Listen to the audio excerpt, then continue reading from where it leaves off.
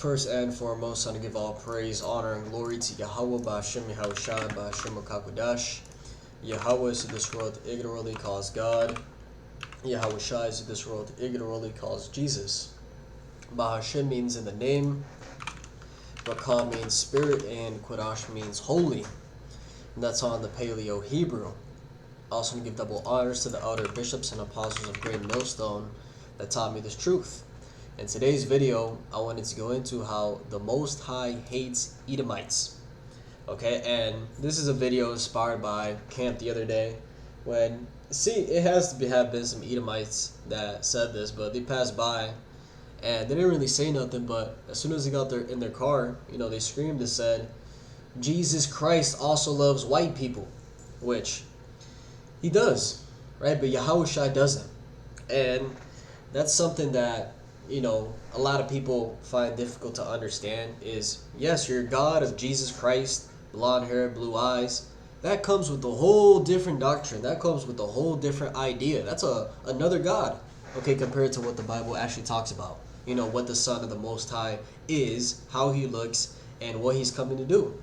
So when you think about Jesus Christ, like I said, you think of blonde hair, blue eyes. He's coming to save everybody. You don't got to change, right? You don't got to follow the Old Testament laws because he came back and, all that church rhetoric, when that's not true at all, right? Who the Bible is actually talking about, his son, and his name is Yahushua. He is coming back to judge the nations. He is coming back to save the nation of Israel, specifically the elect, and he does not love Edomites, okay? Because, as it says, okay, he's in the same mindset as his father, right? And the father clearly says, which I got the scriptures right here, that, let's read it, Malachi 1:1. The burden of the word of Yahweh to Israel by Malachi, I have loved you, saith Yahweh, yet ye say, wherein hast thou loved us? Was not Esau Jacob's brother, saith Yahweh? Yet I loved Jacob, and I hated Esau, and laid his mountains and his heritage waste for the dragons of the wilderness. Right, so the Most High hates Esau. And it's just not Esau, singular person. It's his whole lineage. And it breaks that down.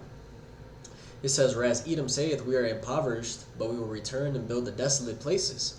Thus saith the Yahweh of hosts, they shall build, but I will throw down, and they shall call them the border of wickedness, and the people against whom Yahweh hath indignation forever. Right, so it's not just Esau, it's the people against whom the Lord hath righteous anger forever. Okay, as it says, he hates them. And they are the wicked.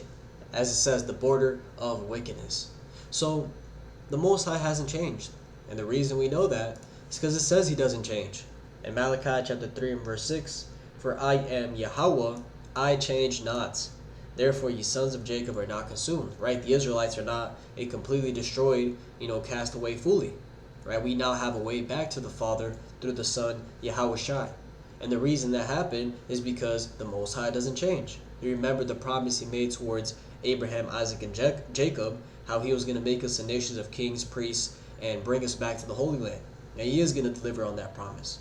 So Yahushua is that mediator. Okay, Yahushua is the way back to the Heavenly Father now. So he doesn't change. So this whole thing here doesn't change. And let's read it in the New Testament. This is Romans chapter 9, and I'll start at verse 9. It says, for this is the word, at this time will I come, and Sarah shall have a son. And not only this, but when Rebekah also had conceived by one, even by her father Isaac, for the children being not yet born, neither having done any good or evil, that the purpose of God according to election might stand, not of works, but of him that calleth. So Jacob and Esau hadn't done anything. It was just the purpose of the Most High. Who was going to do what? Not of their works, but of him that calleth, right? Of the Most High. And we're all just living out the story of the Most High. It was said unto her, the elder shall serve the younger, as it is written, Jacob have I loved, but Esau have I hated. And that's just straight to the fact. So, what shall we say then? Is there unrighteousness with God? God forbid. And that right there shuts up the argument. right? A lot of people will say, no, God's unrighteous, God's not fair, that's not fair, this and that. If God, the true God only loves, he doesn't hate, the true God doesn't get jealous, that's a false God that was made up. They come with all these things, essentially denying, what the scriptures actually say, and ultimately establishing their own righteousness. But it's as it says. What shall we say then? Is there unrighteousness with God? God forbid. For he said to Moses, I will have mercy on whom I will have mercy, and I will have compassion on whom I will have compassion. So then it is not of him that willeth, nor of him that runneth, but of God that showeth mercy. So it's the Most High's will at the end of the day. There is no such thing as free will. Everything is predestinated, as it says in Ephesians 4. Now, how do we know that the Edomites, or the so-called white people, are the Edomites? First, the architecture. If you were to go to Petra, Jordan, where the ancient Edomites used to live at, it says, Petra, located south of the Dead Sea, Petra was a stronghold of the Edomites, who were the descendants of Esau. Now, it says, prophecies of judgment, because the Edomites were proud and often hostile toward the Israelites. Prophecies like Obadiah declared judgment against the city. The pride of your heart has deceived you, you who live in the clefts of the rock. Though you soar like the eagle and make your nest among the stars, from there I will bring you down. Right? That's exactly what's going to happen. The Most High is going to bring down these Edomites. Now, why do I bring this out? Is because when you look at the architecture, tell me, who are the people that build like this? If I were to just put it right there, and I put this side by side,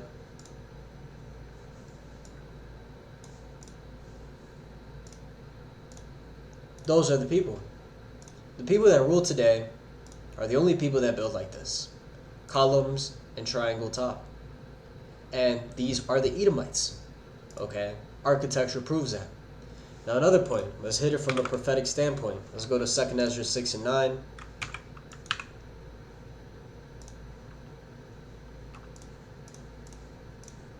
Second Ezra chapter 6 and verse 9, it says, For Esau is the end of the world, and Jacob is the beginning of it that followeth. Right, so what is this talking about? This is talking about kingdoms. Okay, Esau is the end of this world, and Jacob is the beginning of it that followeth. What is Jacob talking about? It's talking about the kingdom of heaven, which, when you go into the dream of Nebuchadnezzar, spoken about in Daniel 7 and Daniel 2, this is broken down, and even the so-called scholars know how you had 4 kingdoms prophesied. The first one being the Assyrian Babylonian Empire, the second one being the Medo-Persian Empire, the third being the Greek Empire, and the fourth being the Roman Empire, and the last one being the Divine Kingdom. Now, what is Jacob? The Israelites? That's the Divine Kingdom. Right, so what is before that? Rome, which right now, we are still in this. Okay, we're at the toes of the statues. Okay, when it talks about, the kingdom shall be divided, and there shall be in it of the strength of iron, for as much as thou sawest the iron mixed with clay.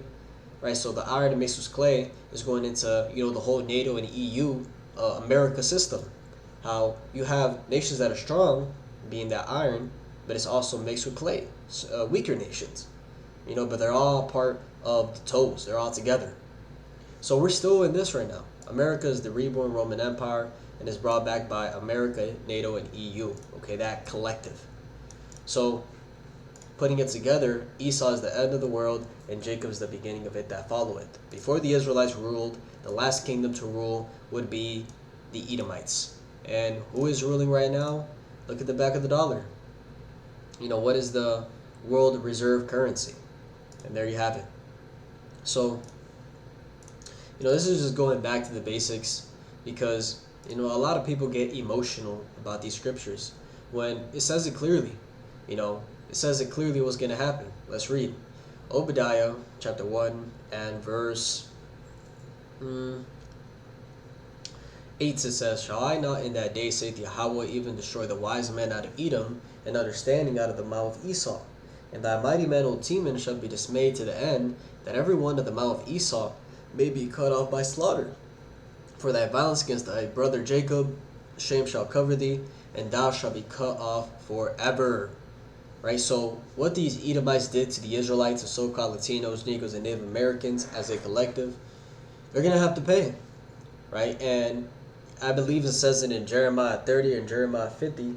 It talks about they whose judgment was not to drink of the cup have assuredly drunken, right? And you think you're not going to drink?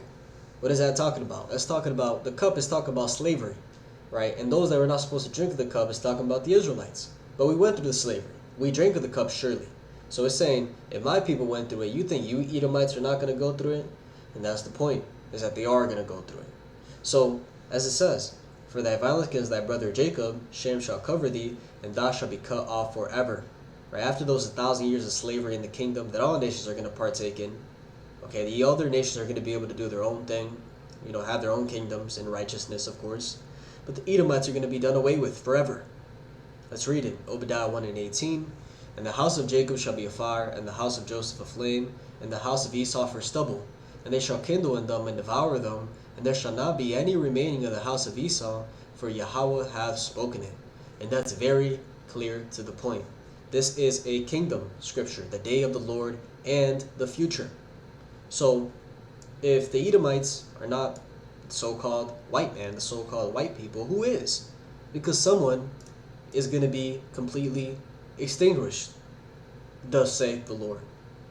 And the only people that fit that bill are these people, so-called white people. Majority of them are Edomites. Majority, like I said. So, I'll leave it there.